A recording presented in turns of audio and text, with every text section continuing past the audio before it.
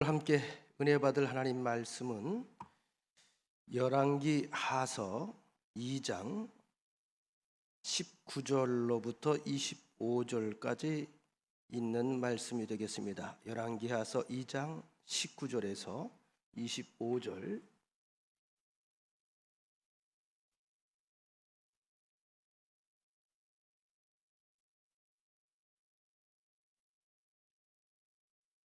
그 성읍 사람들이 엘리사에게 말하되 우리 주인께서 보시는 바와 같이 이 성읍의 위치는 좋으나 물이 나쁨으로 토산이 익지 못하고 떨어지나이다.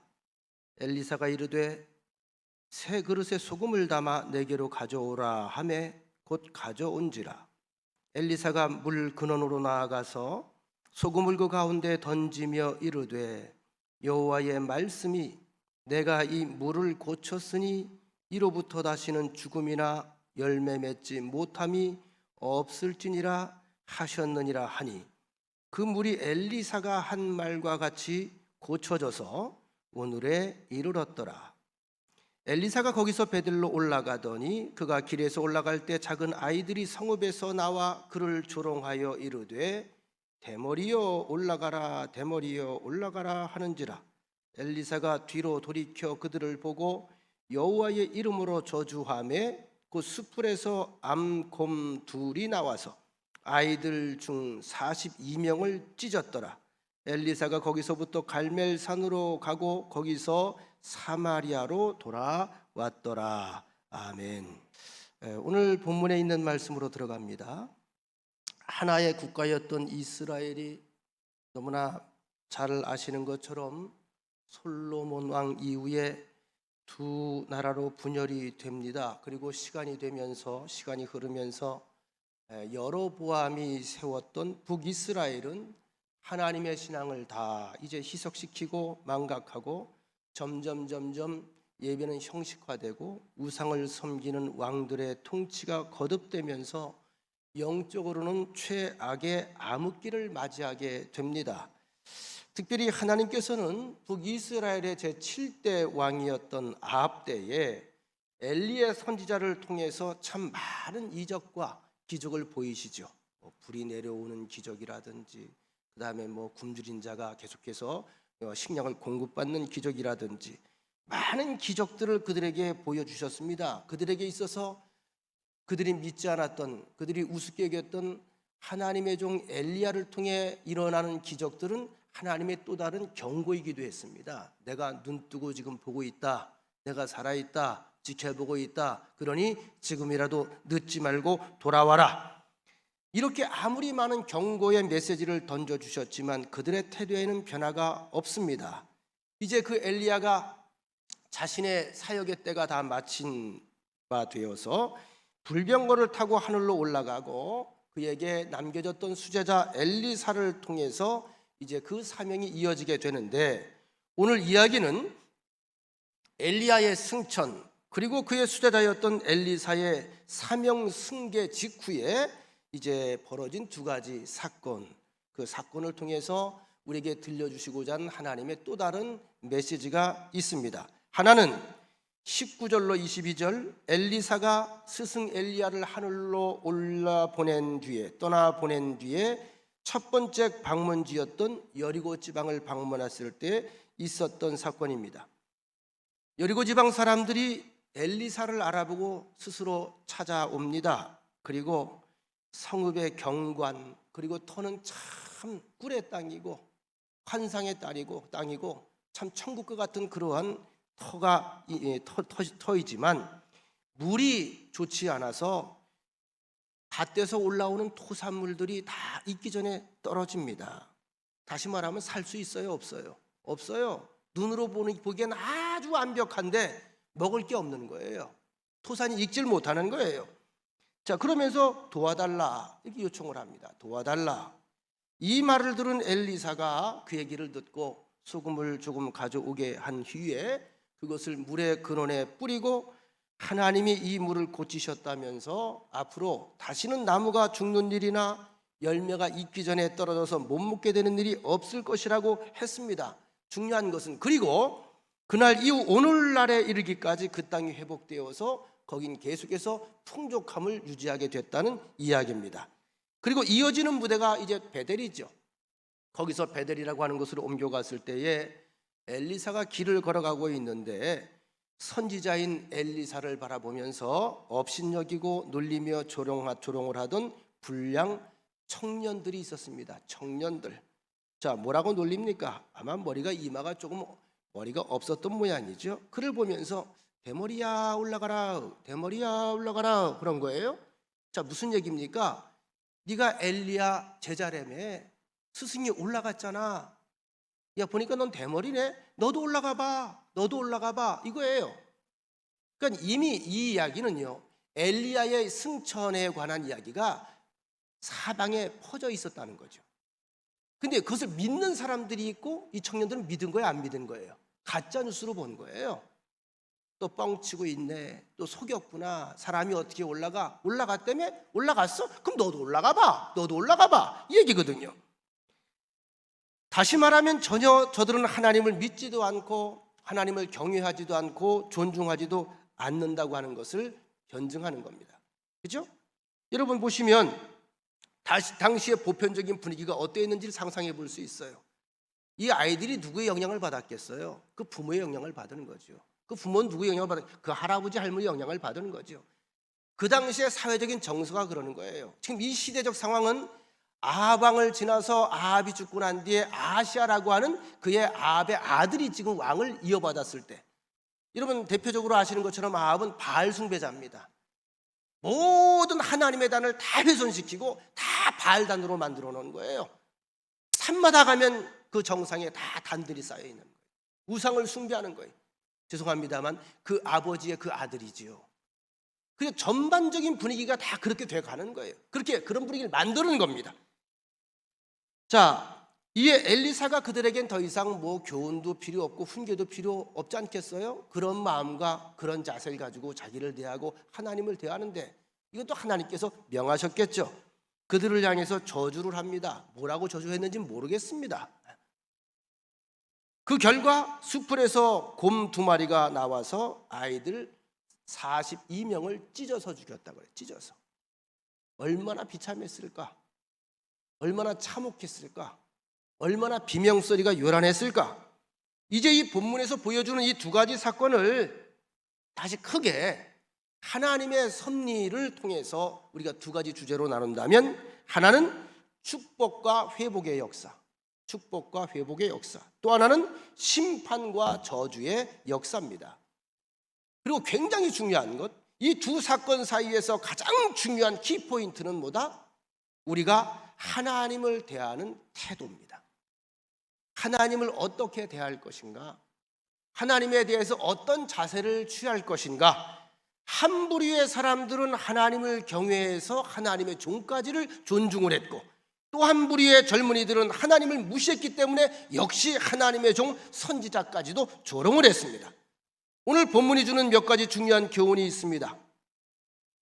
이 사건의 해결은 믿음에서부터 시작됩니다. 오늘 본문의 19절 보면, 그 성읍 사람들이 엘리사에게 말하되 우리 주인께서 보시는 바와 같이 이 성읍의 위치는 좋으나 물이 좋지 않으므로, 물이 나쁨으로 토산이 익지 못하고 떨어지나이다. 곡식, 과일이 익기도 전에 떨어져요. 익기도 전에 떨어져요. 뭐가 문제가 있는 거죠. 저도 이제 앞에 이게 텃밭이 조금 있습니다만, 늘 새벽 예배 끝나면 가서 수박이 어디 숨어 있나, 호박이 어디 숨어 있나, 오이가 어디 숨어 있나, 이 확인하는 재미가 쏠쏠하거든요. 근데 참 신기해요.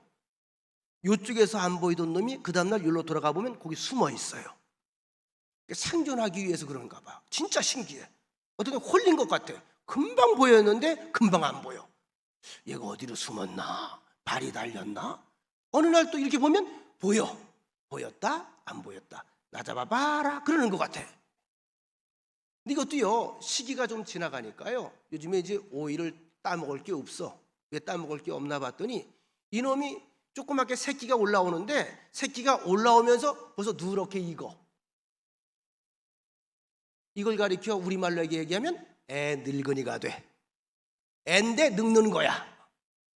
먹을 수 있어요, 없어요? 그래서 오늘 본문을 준비하면서 이런 지경에 이르렀구나. 조금 있으면 익어서 먹을 수 있을 텐데 익기 전에 떨어지는 거야. 쓸모가 없어요. 그래서 결국 그들이 연구를 하고 분석을 하면서 보니까 물이 문제가 있다. 문제의 원인은 발견을 했어요. 물이 문제가 있다. 근데 문제는 뭐냐 하면 물이 문제가 있는데 그 문제는 본인이 해결할 수가 없어요. 문제가 뭔지는 알았는데 문제를 해결할 수가 없는 거예요. 결국 어떻게 하죠? 이 문제를 가지고 하나님의 사람을 찾아옵니다. 여러분 생각해 보세요. 우리에게 해결할 수 없는 어려운 문제가 있다고 해서 모든 사람들이 하나님을 찾는 것은 아닙니다. 우리에게 해결할 수 없는 어려운 사건을 만난다고 해서 모든 사람들이 하나님 아버지의 이름을 부르는 것은 아닙니다. 자, 오늘 이 이야기는 무슨 얘기죠? 여리고 사람들에게 뭐가 있었다? 믿음이 있었다. 그러니까 하나님을 찾고 하나님의 사람을 찾는 거죠. 이것이 우리 믿는 사람들에게 주어진 특권입니다. 특권. 우린 찾을 분이 있어요. 하나님. 그래서 송축해야 되는 거죠. 문제에는 반드시 원인이 있습니다. 그 원인을 아는 것은 굉장히 중요합니다. 그리고 그 문제를 신앙의 눈으로 바라보는 것은 더 중요합니다. 여러분 어떤 문제를 만나든지 간에 먼저 눈을 잘 확인하셔서 신앙의 안경을 쓰세요. 믿음의 안경을 쓰세요. 하나님의 섭리의 안경을 쓰세요.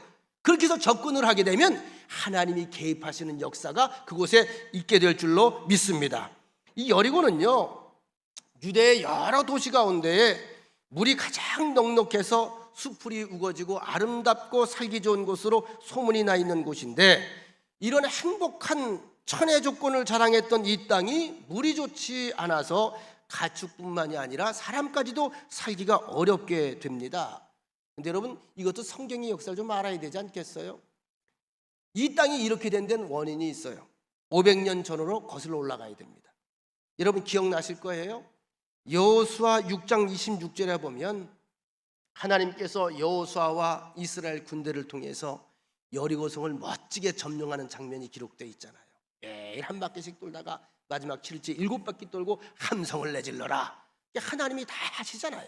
여기에 이 성에 있던 기생 라합도 떠오르실 것이고, 이것이 다 무너지고 점령한 이후에 하나님께서 여호수아를 통해서 하신 예언이 있습니다. 예언. 그 예언은 왜? 후대들에게 하나님의 살아계신 역사, 하나님의 산 체험, 이것들을 듣고 보고 남기시기 위해서 들려주신 거거든요.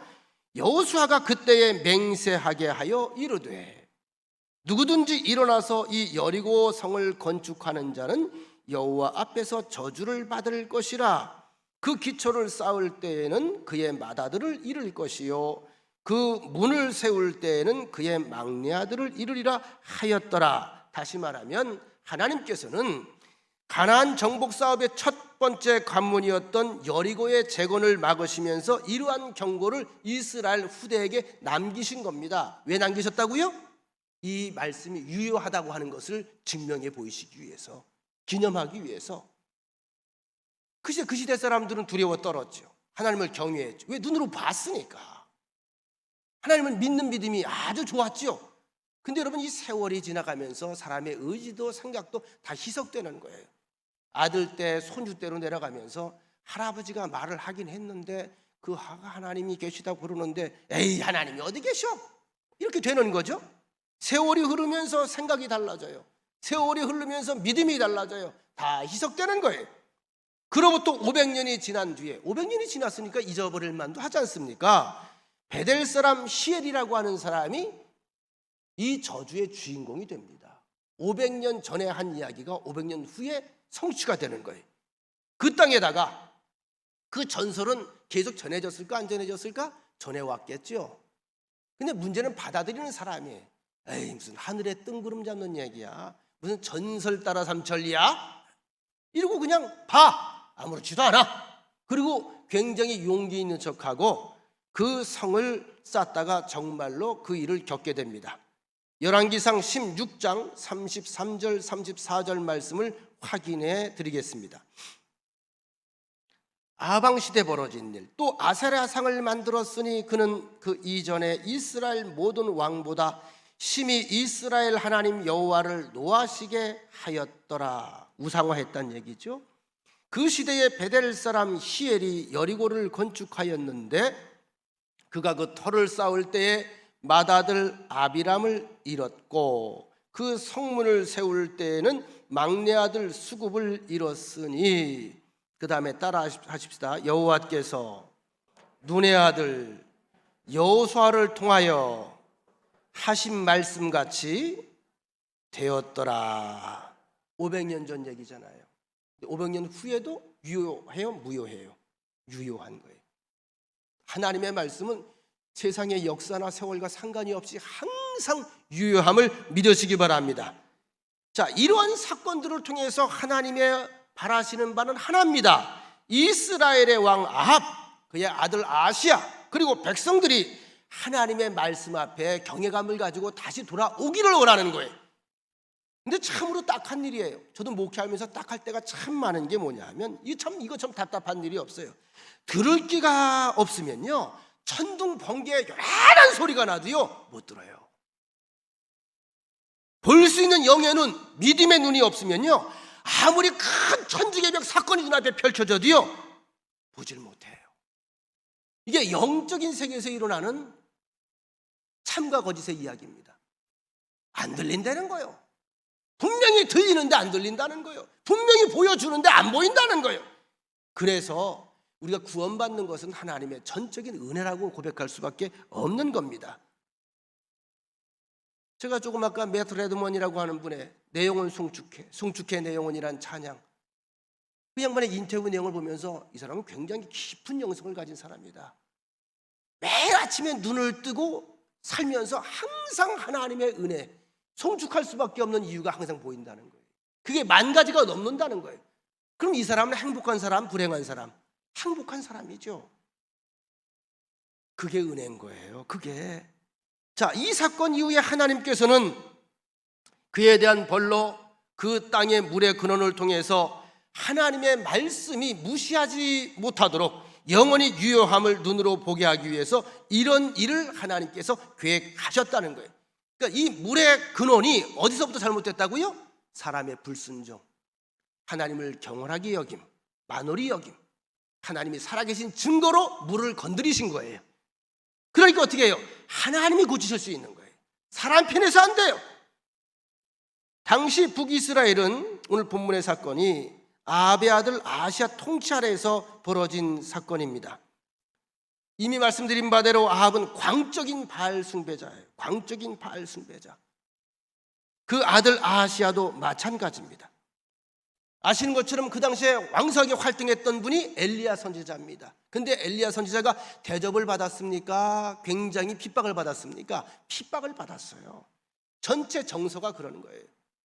모르겠어요. 오늘도 뭐 8.15 광복절인데 뭐 광화문 집회를 예고하고 뭐 집회라면 잡아간다, 못하게 한다, 지금 난리를 치면서 아마 내일까지 갈 것 같은데 모르겠습니다. 하여튼 어떻게 될지 모르겠으나 하여튼 비슷한 시기에 비슷한 일들을 겪는 그런 우리가 삶을 지금 살고 있는 것 같아요.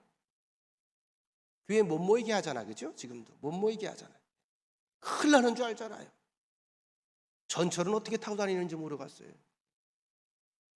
제가 물어봤어요. 어떤 손님이 와가지고 저한테 갈비집을 소개해달라고 그래서, 손님이 왔으니까 갈비집을 소개하려고 제가 잘 아는 갈비집 사장한테 전화를 해서 소개를 했더니, 목사님 보내지 마세요. 저녁에 6시쯤에 보내지 마세요. 그래서 왜? 재료 다 떨어졌어요. 돈 잘 벌겠네. 근데 너무 사람들이 이상해요. 그 사장이 하는 얘기예요. 너무 사람들이 이상해요. 뭐가 이상해? 코로나 때문에 지금 확진자가 막 나오는데 제가 겁이 나요. 줄을 서서 대기하고 있어요. 이 사람들은 무섭지 않나 봐요. 주인이 무서워한다는 거야. 주인이 무서워해. 거긴 다 음식 먹는 데 아닙니까? 미어진다는 거야. 미어진다는 거예요. 죄송합니다. 이동갈비집 갈 때 조심하세요. 조심하세요. 다 마스크 벗고 먹잖아요. 얘기하면서 먹잖아요. 그런 거 통제하지 않잖아요. 가장 안전지대만 핍박을 하는 거예요. 더 가면 안 될 것 같고 제 말이. 자, 그런 분위기 속에서 전체가 가짜 뉴스로 온통 뒤덮인 그런 시대에 엘리사의 이런 많은 일들에 대해서는 다 그냥 그랬대더라 이런 뉴스죠. 그거 뻥이야, 사기야, 거짓말이야. 그 당시엔 보는 사람들이 한계가 있잖아요. 텔레비전 없었잖아요. 그렇게 몰아가는 거예요, 전체 나라 분위기를. 그러니까 여러분 아시는 것처럼 엘리야를 그렇게 무시하고 핍박을 했는데 그의 종이었던, 그의 수제자였던 엘리사를 존경했겠습니까? 그저 이름 없는, 그저 가난뱅이, 그런 선지자를 따라다니는 그런 이상한 사람. 이런 와중에 엘리사를 대하는 여리고 사람들의 태도를 우리가 다시 한번 주목해 볼 필요가 있습니다. 이러한 나라 국정의 전반적인 분위기였는데 이 사람들, 여리고 사람들이 엘리사를 뭐라고 불렀습니까? 나의 주인이시여, 주인이시여. 하나님께 대한 경외감이 있었기 때문에, 믿음이 있었기 때문에 하나님의 종을 주인 또는 주라고 부를 수가 있는 거거든요. 존경과 신뢰와 경외심의 표현입니다. 여러분, 교육이라고 하는 것은요, 가르치는 사람에 대한 존경과 신뢰가 성립돼야 돼요. 지금 이 나라 전교조 때문에 참 문제입니다. 전교조. 방송 나가도 상관없어요. 참 문제입니다. 학생들이 교사를 존경해요? 안 해요. 고발하잖아요. 부대도 마찬가지예요. 고발건만 찾는다는 거예요, 사병들이. 중대장이고 소대장이고 장교, 그냥 고발건. 물론 안 좋은 일도 터질 수 있겠습니다만 고발하는 거, 고발. 다시 말하면 존경하지 않는 거예요. 신뢰하지 않는 거예요. 무슨 여기에서 교육이 이루어질 수가 있습니까? 목회도 마찬가지거든요. 가르치는 사람을 멸시하고 신뢰하지 않으면 신앙도 성립되지 않고 교육도 성립이 되지 않습니다. 그런데 오늘 본문에 보면 여리고 사람들은 엘리사를 높이고 존경하고 신뢰했어요. 왜? 하나님을 믿는 사람인 거로. 그래서 주라고 불렀습니다. 그들은 이 엘리사가 자신들의 문제를 해결할 수 있는 그런 하나님의 사람임을 믿었기 때문에 자연스럽게 물에 관한 문제를 들고 나올 수가 있었습니다. 여리고의 문제는 물 근원의 문제였고 그 원인을 알았기 때문에 그 해결의 방법을 모색할 수 있게 됩니다. 물이라고 다 같은 물이 아니에요. 요한복음 4장 14절에 보면 내가 주는 물을 마시는 자는 영원히 목마르지 아니하리니 나의 주는 물은 그 속에서 영생하도록 솟아나는 샘물이 되리라. 여러분, 요한복음 9장 35절 이하에 보면 그런 내용이 나와요. 실로함에 관한 이야기. 한 나면서부터 앞을 보지 못했던 시각장애인이 있었는데 이게 뭐예요? 이 사람의 주 업무는 구걸입니다. 구걸. 이걸 지나가던 제자들이 보면서 질문을 하죠. 예수님, 우리가 알기론 사람이 병이 있으면 이건 무슨 죄 때문이라고 그렇게 배워왔는데 그러면 저 사람의 죄 때문에 저렇게 됐습니까? 아니면 저 부모가 죄를 졌습니까? 아니면 어떤 조상이 죄를 졌습니까? 죄값을 받는 겁니까? 이렇게 물어봐요. 근데 예수님께서 이렇게 대답을 하십니다. 이 모든 일은 하나님께서 하나님의 일을 드러내시기 위해서 하시는 것이다. 저의 죄 때문이 아니다. 그리고 나서 그 앞에 가서 아시는 것처럼 진흙을 이겨서 침을 발라서 눈에다 붙여주고 실로암가에 가서 눈을 씻고 와라. 굉장히 불편한 일이긴 했겠습니다만 이 사람이 순종하는 마음 가지고 실로암가에 가서 못으로 눈을 씻는 순간 어떻게 해요? 눈이 밝아졌어요. 그리고 예수님에게 왔어요. 그리고 그의 집으로 갔어요. 집에서 난리가 난 거죠. 큰 경사가 난 거죠. 축복할 일이고 축하할 일이지요. 이것이 금방 입소문을 타고 퍼져나가면서 주변 많은 사람들이 이게 큰 화두거리가 되는 거예요. 근데 이것을 반가워하지 않는 사람들이 있더라는 거죠. 참 사람들 참 못돼 처먹었어요. 진짜 못돼 처먹었어요. 여러분 꼭 기억하십시오. 여러분들이 혹시 무슨 로또 맞아가지고서요 한 10억짜리 하나 10억 맞았다 그러면요 다 좋아할 것 같죠? 그것 때문에 배 아파서 죽는 사람도 나와요. 인간이 참 희한해요. 그거 축하할 일이 있으면 축하하면 되는데 그거 못 견디는 거예요. 그리고 거기다 하나님 원망하는 사람도 있어요. 뭐라고요? 왜 하필이면 저것한테 줬냐고 날 주지 이러고 따지는 사람들. 그 가운데 하나가 누구예요? 바리새인들, 서기관들, 제사장들입니다. 그렇지 않아도 가뜩이나 예수 때문에 신경 쓰여 죽겠는데 예수님이 고쳐줬다 그러니까 이게 사실화되면 안 되는 거예요. 그의 집에 가서, 그 맹인의 집에 가서 부모를 협박합니다. 나중에 부모가 뭐라 그러는지 아세요?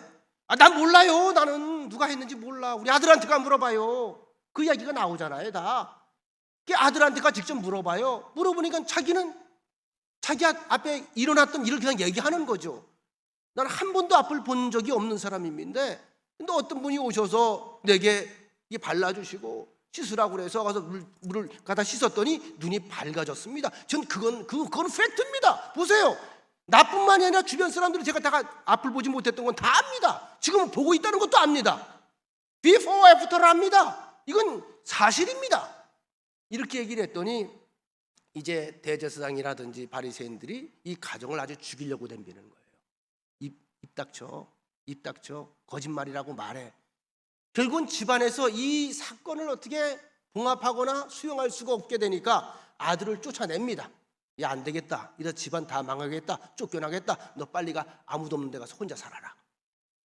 얼마나 협박을 했으면 옛날이나 지금이나 똑같아 이게요. 이런 일들이 협박을 했으면 덜렁 집에서 쫓겨나게 돼요.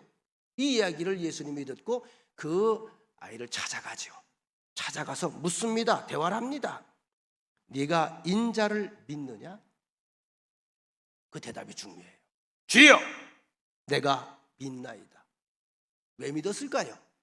눈으로 확인하고 있잖아요.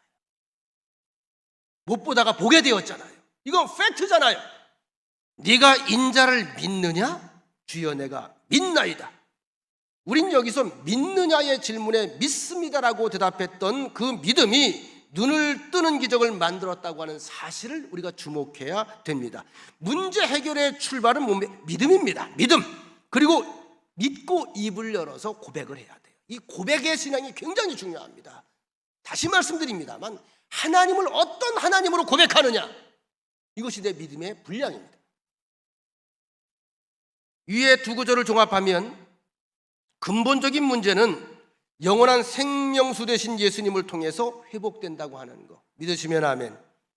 그리고 누구든지 믿음으로 예수 앞에 나오면 문제 해결함을 받을 수 있다는 거 믿으시면 아멘. 이 믿음을 가지고 우리가 말씀을 접근해야 돼요. 이 믿음을 가지고 하나님 앞에 엎드려야 돼. 이 믿음을 가지고 기도의 문을 열어야 돼. 여리고 사람들은 엘리사가 능력이 있는 하나님의 종임을 알고 있었습니다. 그러나 엘리사가 알아서 해결해 주겠지, 우리가 말하지 않아도 이미 잘 알고 있겠지, 이런 생각으로 문제를 말하지 않고 도움을 청하지 않았더라면 이 문제는 영원히 그냥 문제로 남아 있을 것입니다. 믿고 입을 열어서 말씀드려야 됩니다. 지난 시간에 제가 그 말씀을 드렸습니다. 주께서는 아시지만 대기하고 계신다. 내가 내 입술로 그 문제를 구할 때, 도움을 요청할 때 알았다, 기다리고 있었다 하고 응답하신다는 거죠. 왜? 그래야 하나님과 우리 사이에 소통의 문이 열려서 하나님이 하셨다고 우리가 또 다른 고백을 할 수 있기 때문에. 마가복음 11장 24절에서 보면 주님께서는 무엇이든지 기도하고 구하는 것은 받은 줄로 믿으라. 그리하면 너희에게 그대로 되리라. 이렇게 말씀하셨습니다.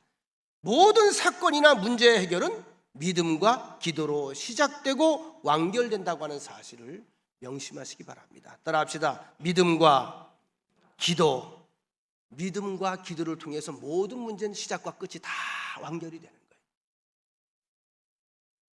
또 한 가지, 물의 근원을 고쳐야 됩니다. 물의 근원. 19절 보시면 이 성읍의 위치는 좋으나, 성읍의 터는 참 좋으나 물이 나쁨으로 토산이 익지 못하고 떨어진다. 20절 보면 엘리사가 이르되 새 그릇에 소금을 담아 내게로 가져오라 하매 곧 가져온지라.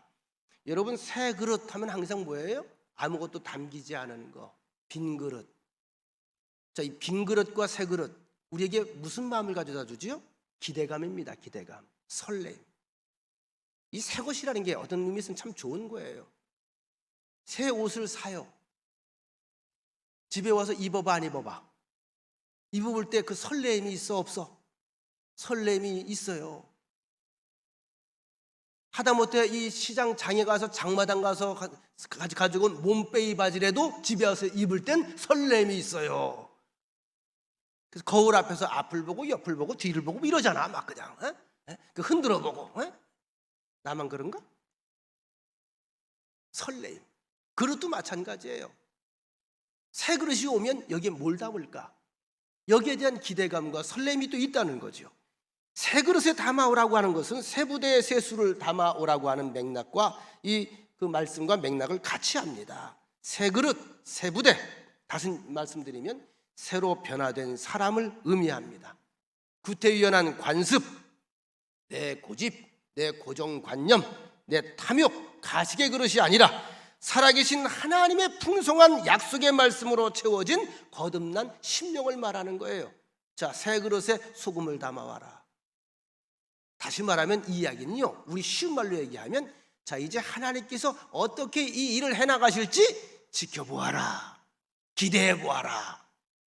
우리 전문 용어로 개봉박두 이거예요. 개봉박두, 기대하셔라. 개봉박두, 하나님이 어떻게 하시는가 함께 보자. 고린도후서 5장 17절에 보면 그런즉 누구든지 그리스도 안에 있으면 새로운 피조물이라 이전 것은 지나갔으니 보라 새 것이 되었도다. 여러분 명심하시기 바랍니다. 예수 만나기 이전 것은 지나가야 됩니다. 지나가도록 내버려 둬야 돼요. 자꾸 옛날 거 뒤지지 마세요. 자꾸 건지지 마세요. 그냥 지나가도록, 흘러가도록 다 내버려 두세요. 이 시대의 문제가 어디 있습니까? 이전 것을 자꾸 되풀이하고 있다는 데 있어요. 현 정권 들어서도 뭐 적폐청산이라고 하는 명분 하에 자꾸 과거의 것을 다시 끄집어 올라서 다시 재판에 소송을 걸어서 재판을 하고 시시비비를 가리고 해서 계속 적폐청산 하면서 계속 무언가 그 적폐를 청산하려고 애를 쓰고 있지 않습니까? 근데 여러분 어떻게 판단을 하세요? 제가 볼 때는 이건 정치적인 발언이 지금 아닙니다. 적폐청산을 계속 하니까 깨끗해져요? 아니면 그 뒤로 계속 적폐가 따라와요? 제가 말을 좀 어렵게 했나요? 어떻게 적폐가 계속 사라지고 나라 깨끗해졌어요? 다른 적폐가 계속 쌓이고 있습니까? 다른 적폐가 쌓이잖아요. 제가 무슨 말씀을 드리려고 하냐면 그거예요. 뭐가 문제예요? 사람이 먼저다라고 얘기하는데 맞아요. 그 말은 기가 막힌 구호입니다. 사람이 변화가 먼저예요. 사람이 문제예요. 사람의 근본이 문제예요. 사람의 심령이 문제예요.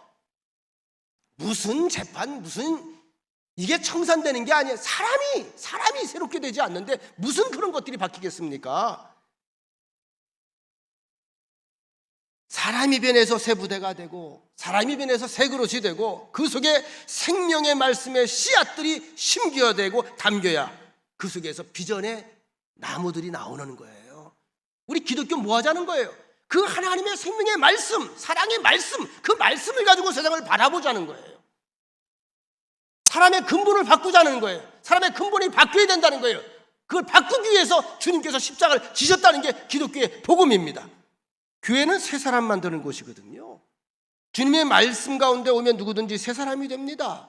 예수의 피로 거듭난 사람, 예수님의 양심과 정신으로 새롭게 변화된 사람들이 바로 새 그릇이고 새 부대예요. 그런 영적인 의미가 있습니다. 여러분 토질과 수질은 굉장히 밀접한 관계가 있지 않습니까? 일단 물이 썩으면 땅이 같이 썩어서 산성화됩니다. 그리고 박토가 돼요. 그런데 물이 좋으면 토질이 변해서 옥토가 되고 수목이 잘 자라고 농사가 잘 됩니다. 농사만 그런 게 아니에요. 물이 나쁘면 사람도 살기가 어려워요. 천이상 오늘 본문에 보면 본문에서 말하는 터, 위치 이거 눈에 보이는 조건입니다. 외적인 조건, 육체적인 조건. 물은 뭐예요? 눈에 보이지 않아요. 땅속에 있는 거예요. 영양분을 공급하는 것입니다. 이건 내적인 조건이나 영적인 조건으로 볼 수가 있어요. 겉으로 볼 때 호대 멀쩡하고 번칠하고 잘생기고 잘나고 화려한 옷 다 갖춰있고 머리에 힘 빡 주고 이런 사람인데 그 속이 썩고 부패한 사람은 다시 말하면 소망이 없는 거예요. 우리 믿음이라는 게 뭐죠? 소망이 여기에 심기는 거예요. 그러다 보면 우리 삶 속에 이 소망의 열매가 나오는 거예요. 이걸 세상 사람들에게 보여주는 것이 바로 성도들의 사명이기도 합니다. 사람은 그 근본이 좋아야 돼. 근본. 다시 말하면 물의 근원이 좋아야 돼요. 여리고의 문제는 물의 근원이 나빠서 열매가 달렸다가 떨어지고 곡식이 열렸다가 떨어지는 거예요. 근본이 타락하고 썩으면 될 듯 하다가도 안 됩니다. 성공한 듯 하다가도 실패합니다. 버는 듯 하다가도 빠져나갑니다. 다 성사된 것 같은데 판이 깨집니다. 여러분, 인간의 근본이 뭘까요? 인간의 근본이 뭘까요? 분명히 말씀하죠. 성경은 인간의 근본은 하나님의 피조물입니다. 하나님의 형상을 닮은 인격체입니다. 하나님의 피조물입니다. 하나님이 창조자시고 주인이십니다. 그리고 인간은 바로 나를 창조하신 그 하나님을 섬기고 믿고 높이며 살도록 근본이 애초에 바탕이 정해져 있어요. 그래서 하나님을 잘 섬기면, 하나님의 큰 경외감을 가지고 믿음의 세계에 있으면 마음에 큰 행복감이 깃드는 거예요. 그런데 그 근본을 떠나면서부터 병들고 죽고 실패하고 불행을 겪게 됐잖아요. 죽음이 어디서 왔어요? 하나님의 근본을 떠났잖아요. 범죄했잖아요. 말씀을 어겼잖아요. 하나님의 뜻 가운데 살지 않고 내 마음대로 내가 판단하고 내 의지대로 살겠다고 그렇게 판단한 것이 하와의 범죄 아닙니까? 여러분, 이렇게 근원이 망가진 사람들이 급히 서둘러야 될 일이 있습니다. 첫째는 잘못을 빨리 인정하고 회개해야 돼요. 하나님 잘못했습니다. 용서해 주십시오. 바로 살겠습니다. 이게 회개입니다. 두 번째는 관계를 정상화해야 돼요. 등졌던 나의 방향을 하나님을 향해 돌아서야 돼요. 하나님과 눈을 맞추고 하나님과 가슴을 맞추고 하나님과 입을 맞추고, 그래서 하나님의 생각 안으로 들어와야 돼요. 세 번째, 그리고 순종의 삶을 살아가야 됩니다. 사무엘이 사울왕에게 말합니다. 왜 하나님께 불순종하면서 심판을 자초하느냐? 순종이 제사보다 낫다. 순종이 뭐지요? 하나님께서 하신 말씀을 그대로 따르는 거예요. 그대로 따르는 거예요. 주의 말씀이 좀 내게 들려지면, 주의 뜻이 내게 들려지면, 깨달아지면 한번 같이 고백해 보겠습니다. 따라하겠습니다. 해보겠습니다. 그리하겠습니다. 노력하겠습니다. 최선을 다하겠습니다. 아멘. 이게 순종하는 사람의 태도예요. 하나님은 무엇과 함께 움직이신다? 아멘과 함께 움직이기 시작하는 거예요. 아멘 할 때 하나님이 뛰기 시작하는 거예요. 아멘 할 때 여리고성이 무너지는 거예요. 이제 본문으로 들어가 봅시다. 엘리사가 어떻게 물의 근원을 고쳤습니까? 본문의 21절에 보면 엘리사가 물의 근원으로 나아가서 소금을 그 가운데 던졌다. 왜 하필 소금을 던졌을까? 여기에도 이제 상징적인 의미가 있겠지요. 소금은 여러 가지 다용도로 쓰임을 받습니다. 썩는 것을 막는 방부제, 맛을 내는 조미료, 아픈 것을 치료하는 치료제, 소독제, 그 역할이 참 다양해요. 그리고 또 한 가지 특성은 소금은 녹아 없어질 때 녹으면서부터 그 효력이 발생이 됩니다. 소금이 그대로 있으면 맛을 못 내요. 썩는 것도 방지 못합니다. 치료도 못합니다. 그런데 몸이 녹아지기 시작하면 모든 효력이 드러나기 시작을 합니다. 다시 말하면 자기 희생을 상징하는 거예요. 예수님의 자기 희생. 소금을 뿌려서 물을 고쳤다고 하는 것은 희생을 통한 치유, 희생을 통한 해결을 교훈하고 있습니다. 이 소금은 다른 의미에서 십자가입니다. 십자가. 인류 역사상 최대의 헌신 사건, 희생 사건이 무엇일까요? 예수 그리스도의 십자가 사건입니다. 예수 그리스도께서 십자가에 달려 소금처럼 온몸을 다 산화시켰을 때에 그러한 자기 희생을 통해서 인류의 죄와 사망의 근본적인 문제가 해결됨을 믿으시기 바랍니다. 그리고 제자들을 향해 선언하셨죠. 마태복음 5장 13절에 보면 너희는 세상의 소금이니, 너희는 세상의 소금이니, 소금이 만일 그 맛을 잃으면 무엇으로 짜게 하리요? 후에는 아무 쓸데없어 다만 밖에 버려져 사람에게 밟힐 뿐이니라. 우리가 이미 소금이라고 선언하셨어요. 우리는 이미 소금이에요. 정체성이 소금이에요. 소금은 어떻게 하면 돼요? 녹으면 돼요. 어디 가든지 녹으면 돼요. 나만 녹으면 돼요. 날 스스로 내어주면 돼요. 어떻게 돼요? 주변에 희한한 일들이 벌어지는 거예요. 누굴 통해? 성령의 동행하심을 통해서. 사람의 근본을 고쳐야 된다. 정치 권력이 새 사람 만들지 못합니다. 첨단 과학 기술이나 교육도 사람 만드는 거 아닙니다. 정권 교체된다고 새 사람 만드는 게 아닙니다. 사람의 근본이 고쳐져야 돼요. 우리 예수 믿는 사람은 이 문제를 놓고 기도해야 되는 거예요. 사람들이 바뀌게 없어서 근본을 고쳐주옵소서. 근본이 안 바뀌면요, 아무리 시스템이 좋아져도 상관이 없어요. 다 사람이 시스템 만드는 거 아니겠어요? 법은 다 사람이 만드는 거 아니겠어요? 다 그이가 그이지. 세 번째로 하나님이 고치셨습니다. 21절에 보면 엘리사가 물의 근원으로 나아가서 소금을 그 가운데 던지며 이르되 여호와의 말씀이 내가 이 물을 고쳤으니 이로부터 다시는 죽음이나 열매 맺지 못함이 없을지니라 하셨느니라. 여러분, 제일 좋은 것은 사람이 살면서 무병 장수하는 거죠. 아프지 않고 병들지 않고 건강하게 오래오래 사는 게 제일 좋은 거예요. 근데 그게 어떻게 만만합니까? 그렇게만 살 수 있습니까? 크든 작든 다 병 한두 개쯤 걸리잖아요. 그 다음에 좋은 게 뭡니까? 그러니까 병은 우리가 피해갈 수 없어요. 그 다음에 좋은 건 병에 걸렸더라도 깨끗하게 치료되는 거. 병을 치료하는 데는 세 가지 경우가 있습니다. 하나는 하나님의 은혜로 수술이나 약을 먹지 않고도 고침받는 거. 제일 좋은 거죠. 두 번째는 하나님의 은혜로 수술도 잘 되고 약도 효과가 있어서 완치되는 거. 이것도 하나님의 은혜입니다. 셋째는 이것도 저것도 안 돼서 계속 고생하며 사는 거. 오늘 본문에서 내가 고쳤다, 내가 고친다는 말은 누가 하셨습니까? 하나님이 하셨어요. 엘리사가 고친 게 아니에요. 하나님이 고치신 겁니다. 쓴 물을 단물로 고치는 거, 썩은 물을 생수로 고치는 거, 죽을 사람 살리는 거, 썩은 영혼을 수행시키는 것 다 하나님이 하시는 일입니다. 자, 이제 결론으로 들어갑니다. 베델에서 또 한 가지 사건이 벌어지죠. 엘리야 선지자의 갈멜살 전투가 그 시대의 영적 1차 대결이었다면 오늘 본문에 등장하는 사건은 선지자 엘리사 시대에 벌어진 또 하나의 영적 대결로 볼 수가 있습니다. 자, 길에서 엘리사를 조롱하던 사람들이 작은 아이들이라 이렇게 표현합니다. 작은 아이들. 이 얘기는 20대 전후의 청년들이에요. 청년들, 청소년들. 18세부터 20대 전반부에 있는 아이들. 이미 아시는 것처럼 능력자 선지자 엘리야가 불병거를 타고 올라갔다는 이야기가 가짜뉴스처럼 널리 퍼지고 있었어요. 이 이야기를 전해 들은 사람들 가운데는 이 사실을 믿음으로 받아들인 사람도 있었을 것이고 또 한편으로는 받아들이지 않은 사람들이 있었습니다. 오늘 본문에 나온 청년들은 이것을 믿은 사람들일까 아니면 가짜라고 얘기하는 사람들일까? 가짜라고 얘기하는 거죠. 우리 겁주려고 하는 얘기다. 꾸며낸 이야기다. 그래서 엘리야의 제자였던 엘리사를 발견하고 즉시 조롱을 합니다. 테모리야, 너도 올라가 봐라. 테모리야, 너도 올라가 봐라. 내 스승이 올라갔다면서 넌 왜 안 올라갔니? 너도 한번 따라서 올라가 봐라. 중요한 것은 하나님이 지금 벌어지고 있는 이 사태를 다 꼼꼼하게 지켜보고 있다는 거죠.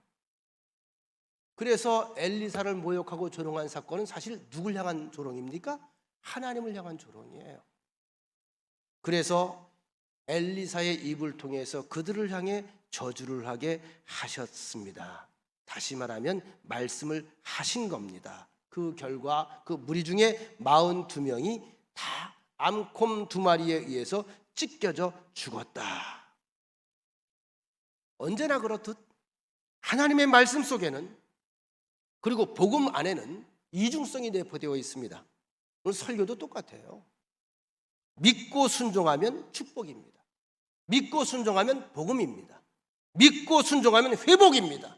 믿고 순종하면 형통입니다. 그런데 배척하고 등을 돌리면 심판이 임재한다는 거죠. 이게 복음의 이중성이에요. 듣고 받아들이면 구원받는 것이고 듣고 배척하면 그대로 지옥에 가는 거예요. 자, 이제 결과를 확인해 봅니다. 먼저 여리고에서 일어난 일 21절 후반부터 22절에 보면 여호와의 말씀이 내가 이 물을 고쳤으니 이로부터 다시는 죽음이나 열매 맺지 못함이 없을지니라 하셨느니라 하니 그 물이 엘리사가 한 말같이 고쳐져서 오늘에 이르렀더라. 지금도 여리고에 가면 물이 흐르고 종려나무, 포도밭, 무화과나무가 우거져 있어서 늘 푸르고 풍요로운 그런 도심을 우리가 확인할 수가 있습니다. 그러니까 성경의 이야기가 바로 그 현장에 있는 거예요. 지금이요.